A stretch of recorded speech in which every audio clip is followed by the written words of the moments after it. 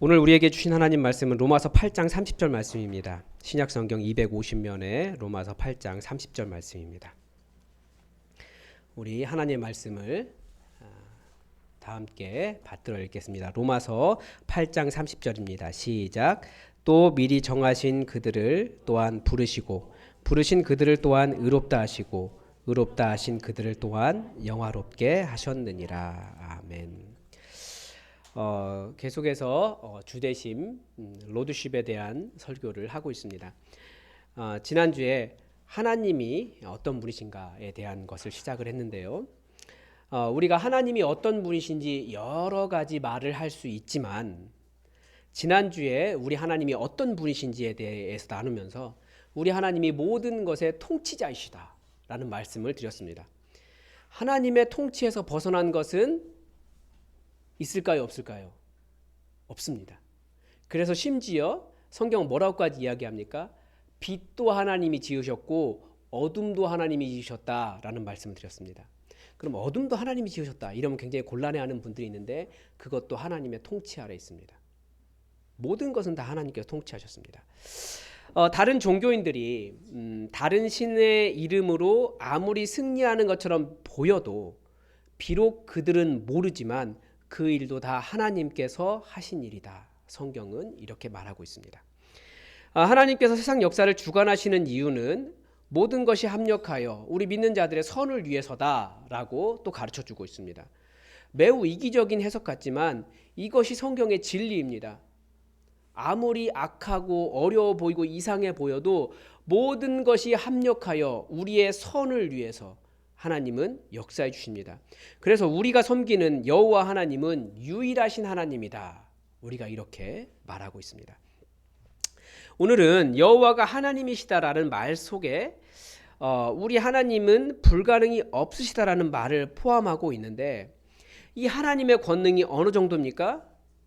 우리는 눈에 보이는 이 모든 것들이 위대해 보이지만 하나님은 없는 것에서 눈에 보이는 이 모든 것들을 만드신 분이십니다. 따라서 하나님의 권능 앞에서 없는 것도 없고 있는 것도 계속해서 있을 수 있다라고 장담할 수 없다라는 거죠. 그런데 하나님의 이 모든 권능, 이 불가능이 없으신 하나님의 권능으로 우리에게 하신 일이 있습니다.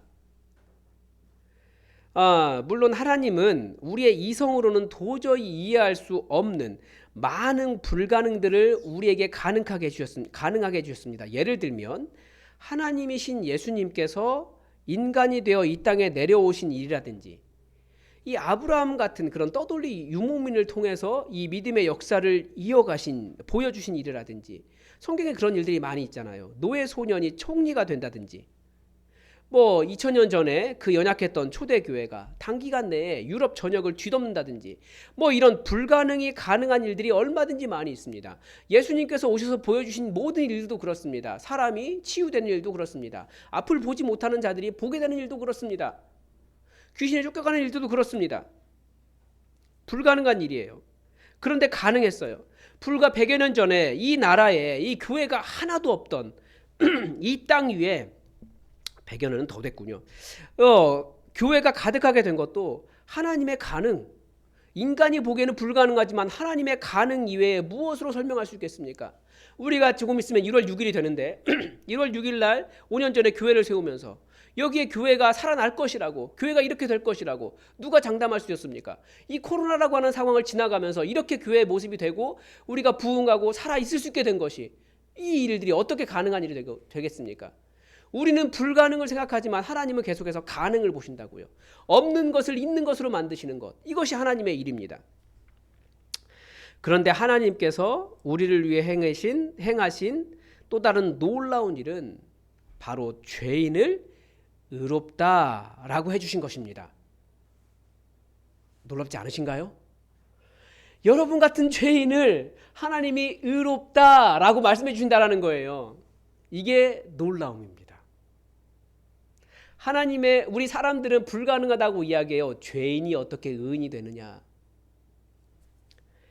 이것을 뭐라고 이야기합니까? 칭의라고 합니다. 칭의.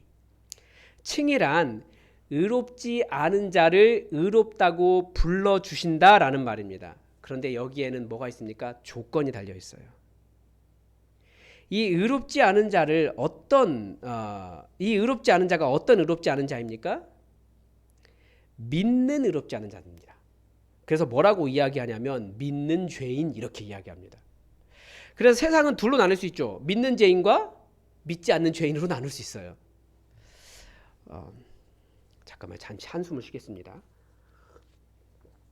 그러니까 세상은 믿는 죄인과 믿지 않는 죄인으로 나뉩니다. 그러니까 모두가 다 어떻습니까? 사람은 다 죄인입니다. 그러나 하나님을 믿는 죄인을 어떻게 하셨다고요? 의롭다고 불러주신다고요. 그래서 하나님께서 그렇게 불러주신다는 말은 뭐냐면 마치 태초에 하나님의 권능을 이야기하면서 계속 말씀드린 것이 뭡니까? 하나님은 없는 것을 있는 것 같이 부르시는 분이세요. 그래서 없는 것에서 하나님께서 부르시면 그것이 있는 것이 됩니다. 마찬가지로 죄인도 하나님이 의롭다라고 불러주시면 의롭지 않은 그 사람이 뭐가 되는 겁니까?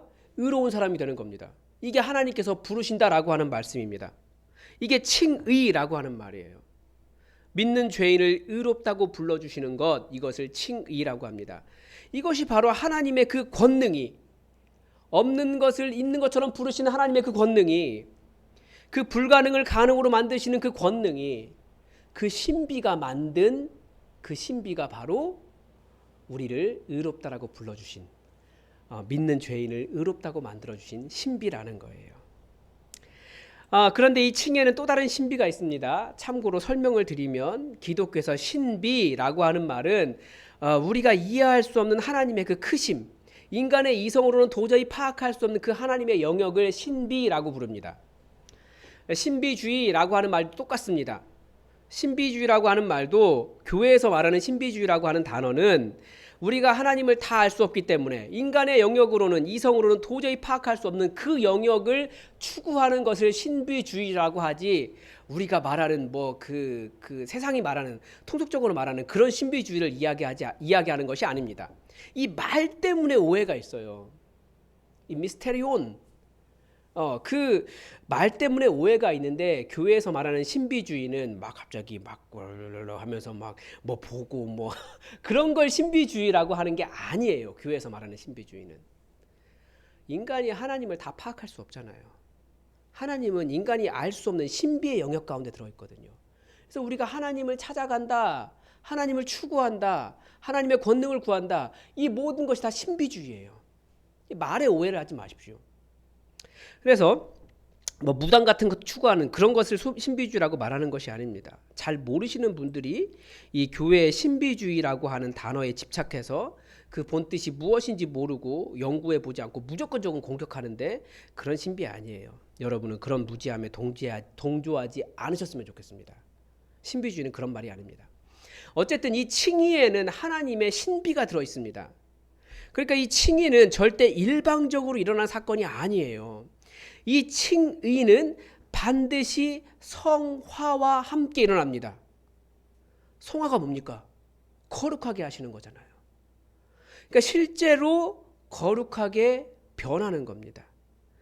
하나님은 믿는 죄인들을 의롭다고 부르실 뿐만 아니라 실제로 거룩하게 변화시키십니다.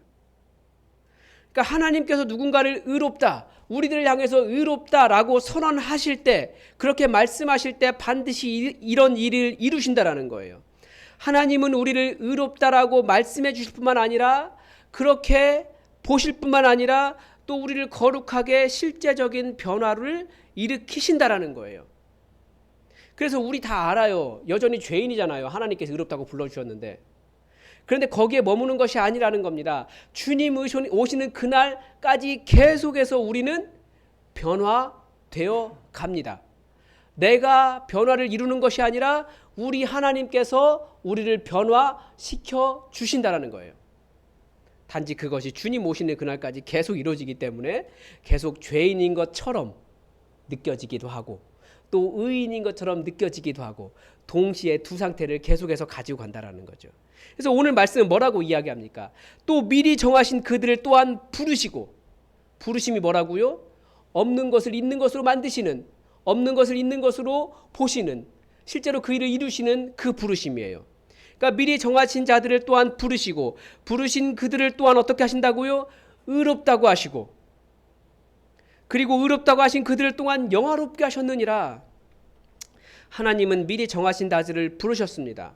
이 부르심이 창조예요. 하나님 자녀들을 창조하신 겁니다. 그리고 그 부르신 자들을 어떻게 하신다고요? 의롭다고 불러주신다고요. 이것이 칭의입니다.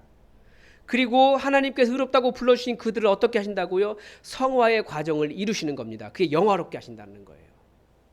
그러니까 믿는 죄인을 의인으로 창조하시고 거기에 걸맞는 의로움과 거룩함을 옷 입도록 하셨습니다. 그래서 은혜는 칭의와 성화를 모두 포함하는 겁니다. 그게 우리의 상태예요. 칭의만 있고 성화가 없다면 그건 은혜 아닙니다. 이 사람들은 자기 신념을 하나님으로 대체한 사람들입니다.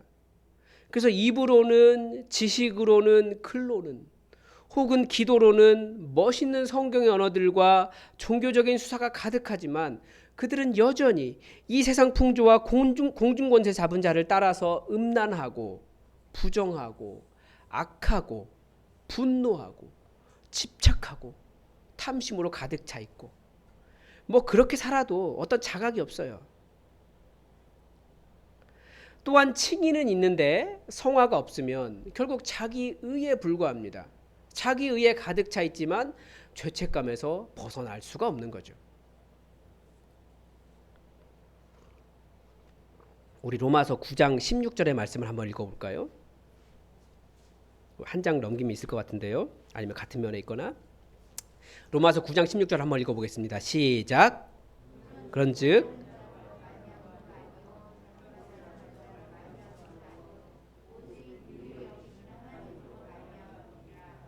이 칭의와 성화에서도 우리는 철저하게 인정해야 하는 것이 뭡니까?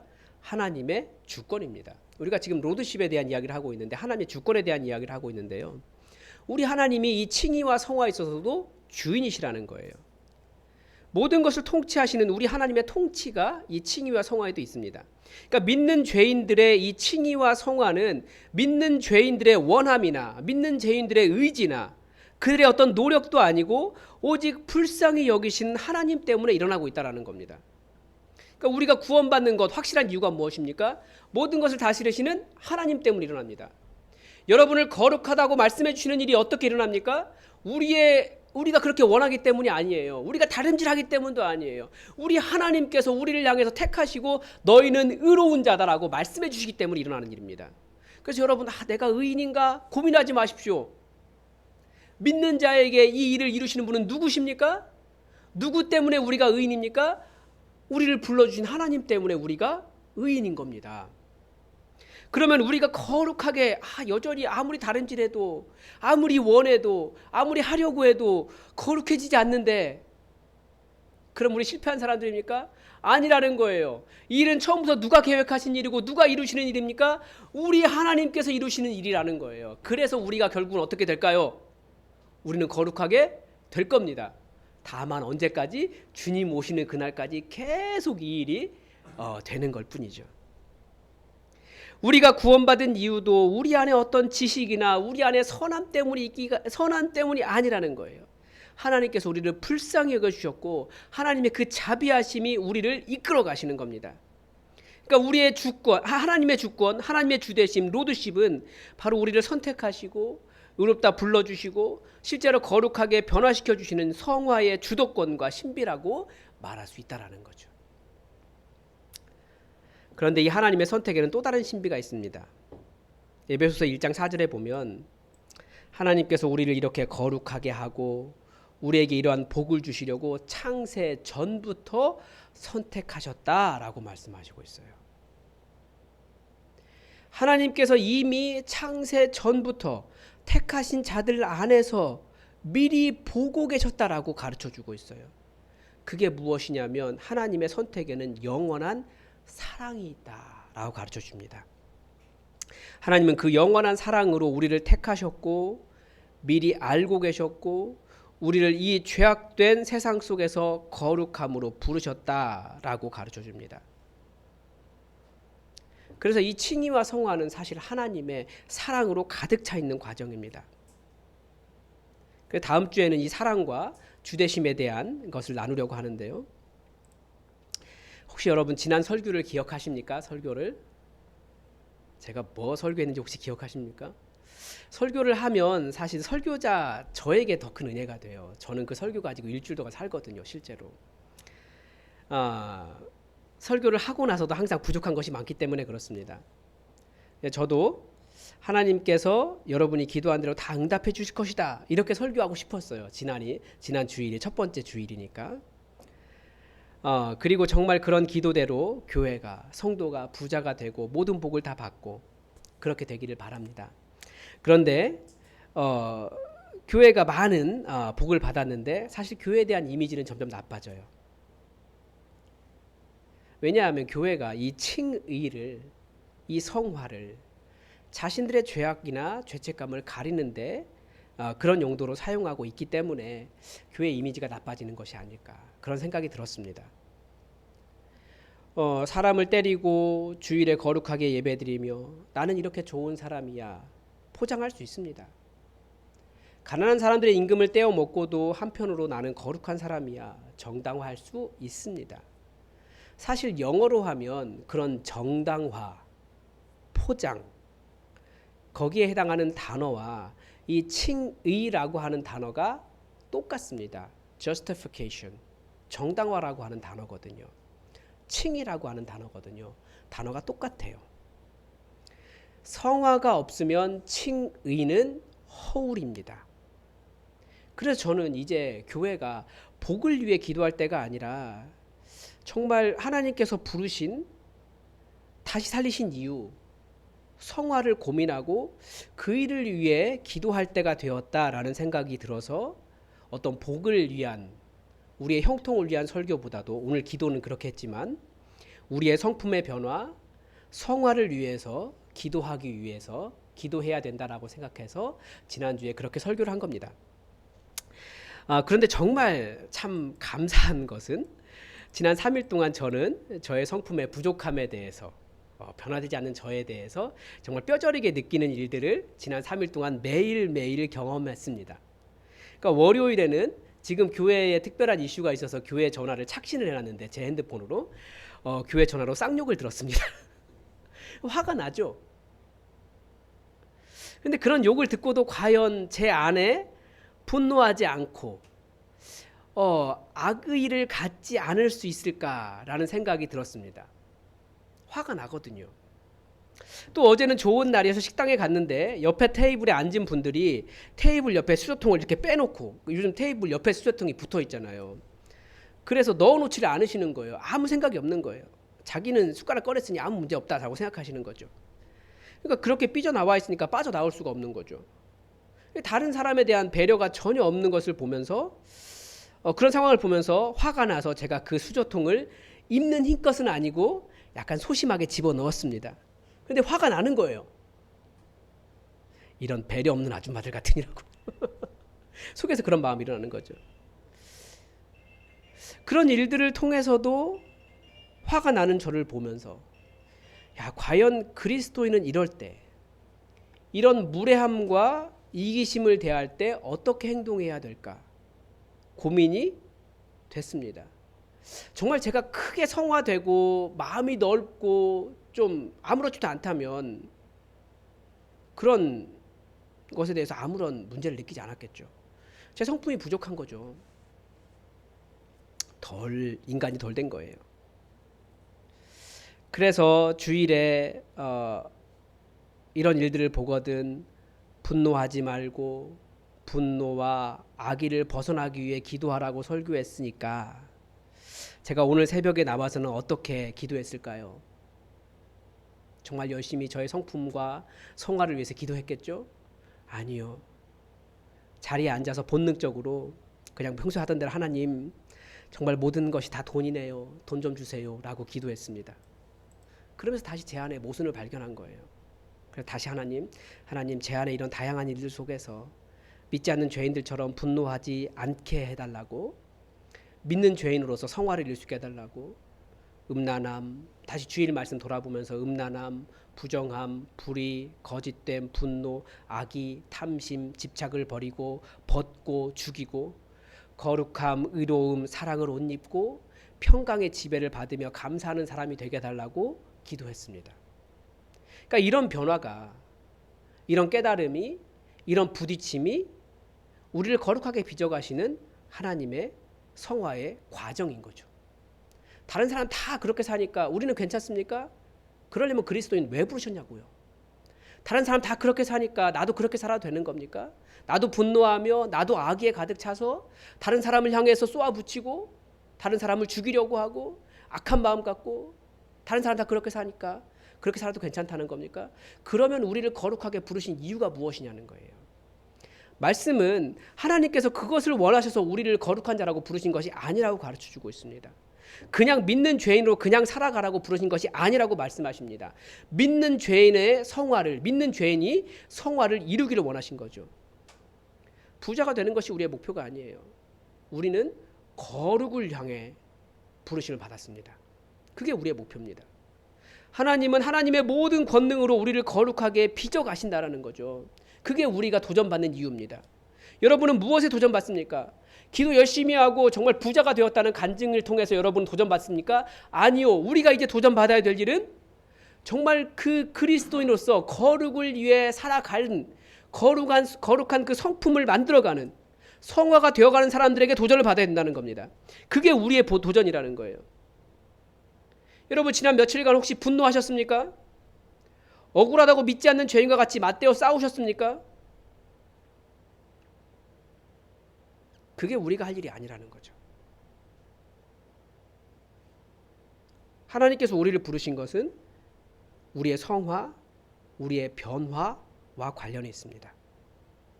그 마음의 성품에 변화가 없다면 그것은 자기의거나 하나님을 이용하는 것에 불과할 수 있다고요. 그래서 말씀드렸다시피 칭의는 정당화와 동일한 단어예요. 얼마든지 칭이라는 말로 나를 정당화하고 나를 포장할 수 있다는 거죠.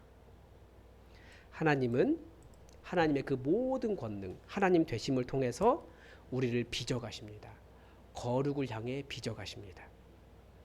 그런 도전이 있거든 회개하며 하나님의 성화의 과정 가운데 여러분 발을 담그시고 그 성화의 과정을 걸어가시기 바랍니다. 우리 함께 기도할까요? 여러분 혹시 지난 3일 동안 분명히 하나님께서 여러분의 마음을 만지셨을 것 같아요. 여러분에게 부딪힘이 있으셨을 것 같아요. 왜냐하면 하나님은 우리를 거룩하게 만들어 가시는 분이시기 때문입니다. 혹시 어떤 부딪힘이 있었고 하나님은 여러분에게 어떠한 것을 도전하셨습니까? 여러분에게 어떤 분노가 일어나고 어떤 악의가 있었고 어떤 부정함이 있었고 하나님은 어떤 그것을 벗어버리기를 이것 벗어라라고 여러분에게 도전하셨습니까? 그런 것이 있다면 하나님 제가 이제 그것을 벗고 하나님께서 원하시는 거룩함, 하나님께서 원하시는 사랑, 하나님께서 원하시는 평강, 하나님께서 원하시는 감사 이것들을 입어가겠습니다. 그렇게 결단하는 기도를 우리 잠깐 하겠습니다. 기도하겠습니다. 하나님 아버지 우리의 삶이 계속해서 인간의 연약함과 우리의 부족함과 우리의 죄악과 우리의 악의와 우리의 분노를 경험하는 삶을 살아갑니다. 하나님 아버지께서 우리에게 원하신 것은 거룩함인데 혹시 그 거룩함과 관계없는 삶을 살진 않았습니까? 여전히 나의 고집과 여전히 나의 분노와 여전히 자기의와 나를 자랑하는 삶이지 않았습니까? 아버지 하나님 저는 그렇게 살았습니다.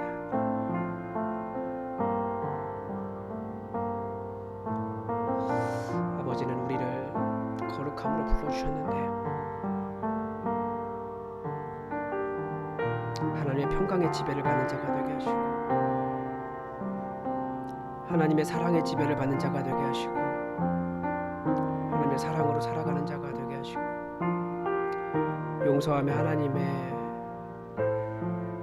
주신 모든 것들에 감사하는 자가 되게 도와주시옵소서. 내 안에 있어서 일어나는 많은 불평과 불만을 잠재우고 하나님께서 주시는 도전들을 감사함으로 받으며 주님을 드러낼 수 있도록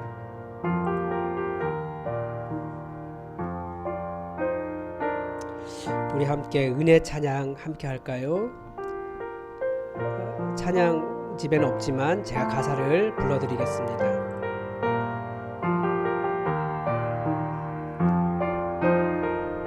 내가 누려왔던 모든 것들이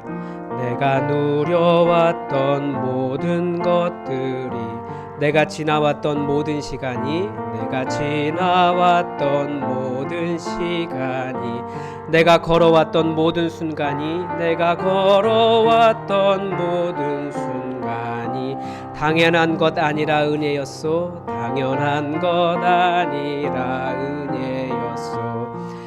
아침 해가 뜨고 저녁에 노을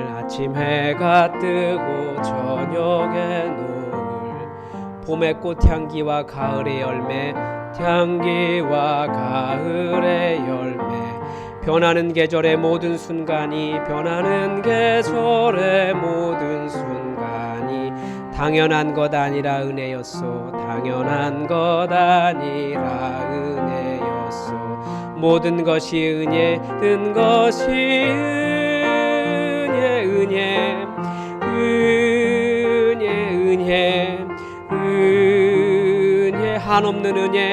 한없는 은혜 내 삶에 당연한 것 한 없었던 것을 모든 것이 은혜였소.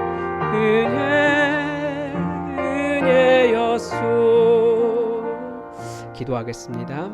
하나님,